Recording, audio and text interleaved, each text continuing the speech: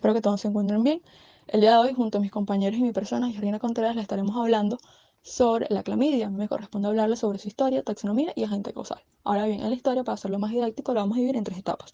La primera en 1906, la segunda en 1930 y la tercera en 1940. Cabe destacar que no todo surgió en 1906, sino miles de años atrás en China y Egipto, ya que en aquel lugar fue donde primero surgieron informes acerca de la presencia de clamidia en patologías infecciosas que se describían como tracroma.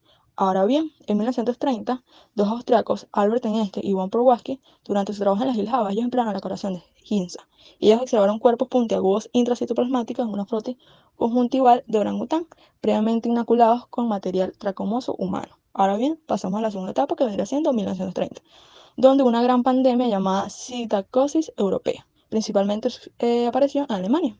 Benson evidenció inclusiones parecidas a las de tracoma a partir de macrófagos de ratones inoculados por vía peritoneal con esputo de pacientes afectados por neumonía grave.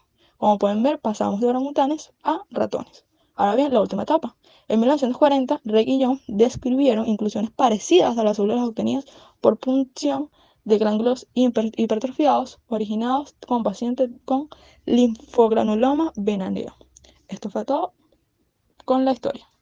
Muy bien, ahora seguimos con la taxonomía de la clamidia. Tenemos que su reino es la bacteria, su filo es la Chlamydiae, su clase es la Chlamydia, su orden es la Chlamydiales, su familia es la Chlamydiaceae, su género es la Chlamydia o la Chlamydophila. En sus especies tenemos Chlamydia trachomatis, suis, meredithraum, Chlamydophila pneumonia, Chlamydophila psittaxis, abortus, pecorum, Cabin o Felix. Cabe destacar que la clasificación de la taxonomía de estas bacterias ha sido bastante discutida en los últimos años, ya que se estaba basando en análisis genéticos de las unidades 16 y 23S del ADNR, Evan y Co. Se propuso desglosarlos en dos géneros, que vendría siendo la clamidia y la clamidofilia. Sin embargo, esta propuesta no fue aceptada, ya que se dijo que podría tener confusiones, no tanto en la parte de la investigación, sino también en la salud pública. Ahora bien, seguimos con la agente causal. De las 9 especies que les mencioné anteriormente, hay 3 que sobresalen. La primera es la Chlamydia trachomatis, ya que es la más común, que causan infecciones genitales y conjuntivitis. Y las otras dos son la neumonía y la citaxis. Estos son patógenos respiratorios. Sobre estas enfermedades se les hablarán más detalladamente más adelante. Buenos días, mi nombre es Josefina Cícero y a continuación les hablaré sobre las características generales. Tenemos que estas son bacterias gram negativo con forma ovalada, son inmóviles y de pequeño tamaño, van de los 0,2 a las 0,4 micras. Son parásitos de energía, usan ATP de huésped, no pueden sintetizar ATP. ¿Qué quiero decir con esto? Que ellos no poseen los mecanismos necesarios para la producción de energía metabólica, y esto las limita a permanecer a nivel intracelular, debido a que allí es donde las células hospedadoras generan sus productos intermedios con abundante energía. Entonces es por eso que se dice que son parásitos intracelulares estrictos. Ellos se multiplican en el citoplasma de la célula del hospedador por medio de un ciclo vital característico. No van a formar esporas, contienen ADN y ARN, se presentan en forma de cuerpos elementales y cuerpos reticulares. Seguiré diciendo acerca sobre la fisiología y la estructura. Los cuerpos elementales son resistentes a muchos factores ambientales estresantes. Entonces voy a hablarles sobre la pared celular. Tenemos que es rígida, sin embargo no contiene peptidoglucano bacteriano típico, pero el genoma de la clamidia contiene los genes necesarios para generar el peptidoglucano. En su pared celular no existe ácido N-acetilmurámico.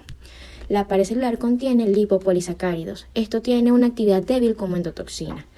La membrana externa de estas bacterias presenta unas proteínas, la MOMP y la OMP2. La MOMP es la proteína principal de la membrana externa.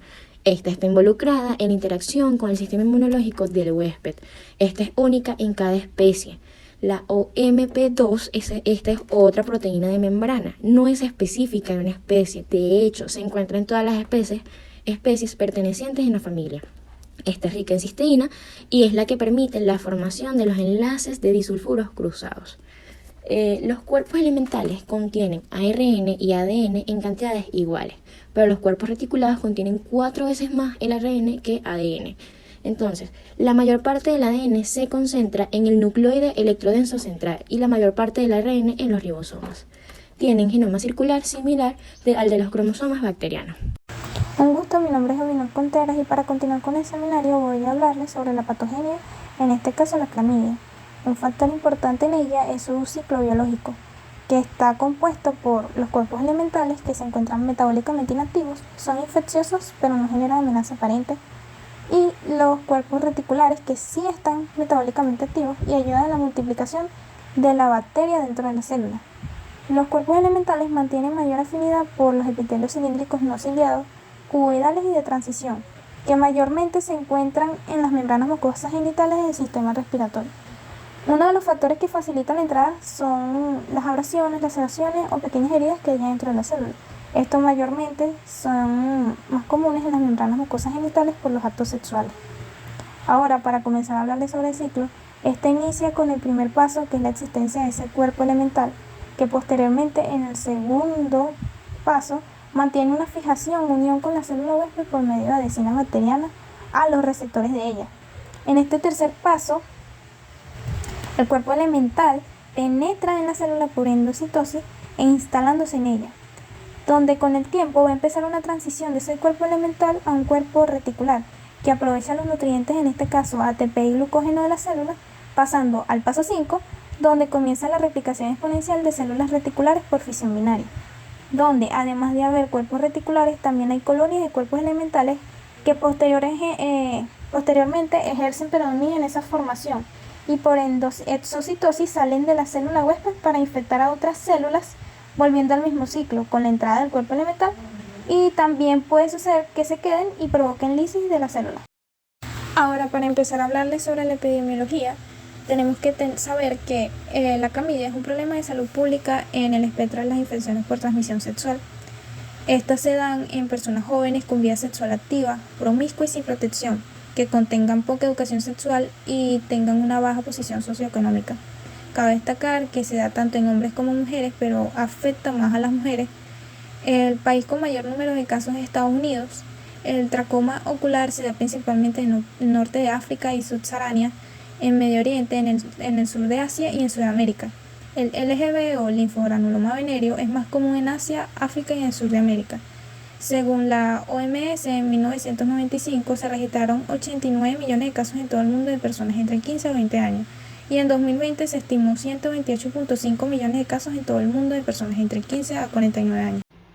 Continuamos con las enfermedades clínicas. En primera instancia vamos a hablar sobre Chlamydia trachomatis. Esta es una especie que comprende a microorganismos que suelen causar enfermedades en el ser humano, como lo es el tracoma.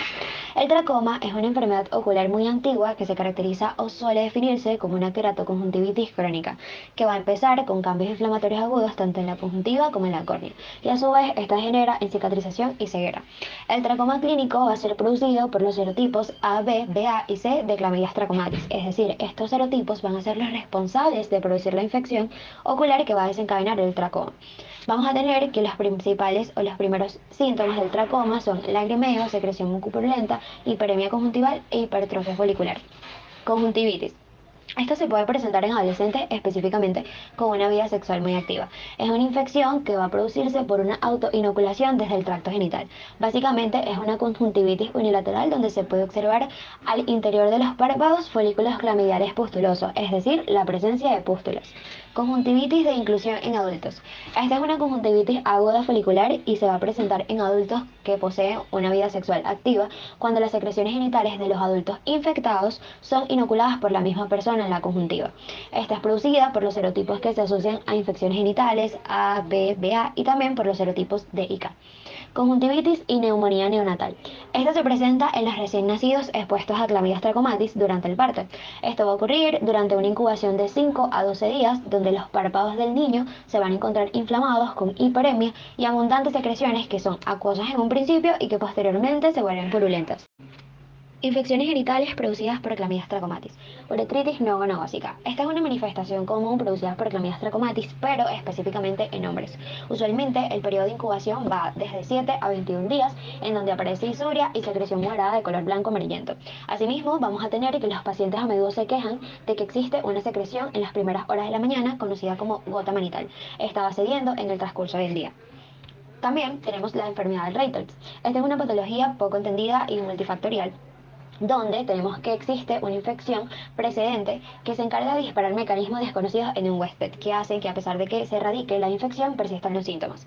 Tenemos que esta enfermedad es caracterizada por uretritis, conjuntivitis bilateral, artritis y lesiones mucocutáneas. Linfogranuloma venéreo. Tras un periodo de incubación de aproximadamente 1 a 4 semanas, en los pacientes con linfogranuloma venéreo aparece una lesión inicial en el lugar de la infección, bien sea en el pene, la uretra, el glande, el escroto o en el caso de las mujeres puede ser en la pared vaginal, el cuello, la vulva, entre otros. Esta lesión inicial es una pápula o una úlcera y puede pasar como inadvertida porque generalmente es muy pequeña e indolora. Tenemos que el paciente puede presentar fiebre, cefalea y mialgia mientras esté presente la lesión. Y bueno, esta es producida por los serotipos L1, L2 o L3. Chlamydophila pneumoniae. Tenemos que esta es una especie que va a generar infecciones en las vías respiratorias de los seres humanos, donde vamos a presentar neumonía ambulatoria en adultos. Esto se calcula que aproximadamente el 10% de los casos que presentan neumonía y el 5% de los casos que presentan bronquitis van a ser causados por este microorganismo. Tenemos que este se propaga por contacto de persona a persona y la mayoría de estas infecciones se van a manifestar como una faringitis o laringitis, que bueno, posteriormente esta puede complicarse a una bronquitis o una neumonía, que estas son enfermedades de las vías respiratorias bajas. También tenemos que hay una tos frecuente y esta puede persistir por semanas. En relación a clamidia citapsis, vamos a tener citocosis humanas ornitosis. Esta es una neumonía zoonótica conocida como la neumonía de las aves, la cual se caracteriza por ser contraída a través del polvo de las evocaciones de las aves infectadas. Es una enfermedad muy poco transmisible de persona en persona y que obviamente contiene un riesgo ocupacional con aquellas personas que trabajan en pollerías o son criadores de aves. Esto en humanos se va a presentar como una infección aguda en las vías respiratorias donde se presenta fiebre, cefalea, malestar general, tos seca y neumonía intersticial bilateral. Buenos días, mi nombre es Coronel Erwin y continuando con el tema, yo les vengo a hablar acerca de lo que son las pruebas diagnósticas. Hablando de clamidia trachomatis, se dice que a principios de los años 80 hubo un principal método de diagnóstico de infección por clamillas y este fue el cultivo celular, pero paulatinamente fueron reemplazados por otras técnicas más sencillas, las cuales fueron rápidas y que permitieran un flujo de trabajo mayor. Hay unas muestras que se consiguen para llevarlas al laboratorio y realizarles un estudio. Dentro de ellas conseguimos las que son las invasivas, que son raspados conjuntivales, raspados endocervicales, raspados rectales, raspados uretrales, exudado faríngeo, biopsia y suero. Y están las no invasivas, como lo son la orina. Hay unas características de tensión y número 1, mencionándolas, son las relacionadas con etapas de desarrollo. La número 2 es el CIENSA, la cual arroja una coloración morada a lo que son los cuerpos elementales y una coloración azulada a lo que son los cuerpos reticulares. Los diagnósticos de laboratorio. Como número 1 tenemos la citología, y esta consiste en un examen de muestras celulares teñidas de IENSA para determinar la presencia de inclusiones. Este fue el primer método que se usó para el diagnóstico de la infección por clamidia trachomatis, pero sin embargo este método no es altamente sensible. Como número 2 encontramos lo que es la serología, y la serología tiene un valor limitado en el diagnóstico porque los anticuerpos pueden persistir durante un tiempo prolongado, y es por esta razón que no se podría diferenciar entre una infección actual y una infección previa. Pero por tanto, la prueba es incapaz de diferenciar entre infecciones actuales y previas.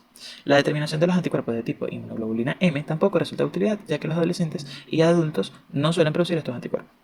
Y como número 3 tenemos el cultivo. Es el método más específico para diagnosticar este tipo de infecciones. Las bacterias infectan in vitro a un número restringido de líneas celulares, al igual que ocurre en el reducido abanico de células que logran infectar en condiciones in vivo. Y se ha calculado que la sensibilidad de los hallazgos de una sola muestra endocervical puede ser del 70 al 85%. Como número 4 tenemos las detecciones antigénicas. Aquí se utilizan dos enfoques generales. El principal es la tinción de anticuerpos fluorescentes directos y el segundo es el inmunoanálisis de absorción ligada a enzimas. Y como número 5 encontramos la sonda de ácidos nucleicos. Se dice que estas pruebas determinan la presencia de secuencias específicas de especies de ARN ribosomal de 16S. Y son pruebas rápidas y relativamente baratas, pero sin embargo una desventaja es que estas pruebas son relativamente insensibles para la detección de pequeños números de clamidias. Buenos días, mi nombre es Patricia Contreras y les vengo a hablar sobre los tratamientos, prevención y control sobre las clamidias. Las clamidias son organismos intracelulares obligatorios, por lo que todos los medicamentos utilizados tienen la capacidad de penetrar dentro de la célula para erradicar el microorganismo. Los medicamentos utilizados son antibióticos pertenecientes a macrólidos y tetraciclinas, tales como acitromicina, el cual es un macrólido que inhibe la síntesis de proteínas bacterianas al unirse a la subunidad ribosómica 50S. Se utiliza para lesiones oculares y genitales en adultos.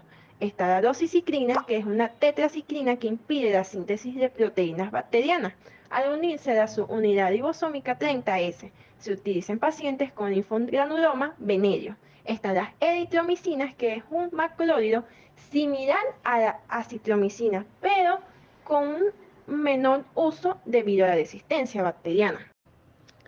Continuando con el tema de prevención y control, por ahora no existen vacunas eficaces para prevenir las infecciones por clamidia. El diagnóstico y el tratamiento precoz es la mejor forma de evitar su transmisión. Además, también el uso de campañas de información, prevención y educación sanitaria en prácticas de sexo seguro, como el uso habitual y correcto de preservativos, son esenciales para aumentar la conciencia de infecciones de transmisión sexual entre la población sexualmente activa, así como la desinfección de juguetes sexuales, abstinencia sexual y un test de control anual. Y con esto culminamos con el tema sobre las clamidias y muchas gracias por su atención.